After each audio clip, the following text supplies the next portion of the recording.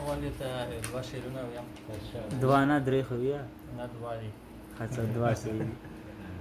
چې لک په ځان باندې لیکل کوه شاعر صاحب، لک په ځان باندې لیکل کوه شاعر صاحب، هم د خیال د خپل غزل کوه شاعر صاحب.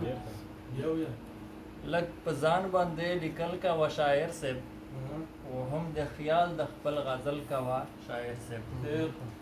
او څه دروغ او څه رښتیا سره ته ګډ کړې، څه دروغ څه دروغ او څه رښتیا سره ته ګډ کړې، هم د خیال په تخیل کوه شاعر صاحب.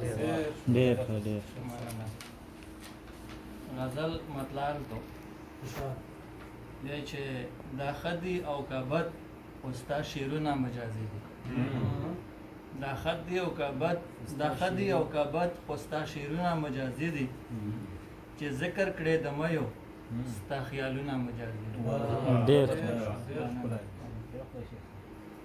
او ورغلی میخانې ته به په ژوند کې چېرته نه یې، ورغلی میخانې ته به په ژوند کې چېرته نه یې، خو ستایلي دی غزل کې هم جامونه مجازي دي.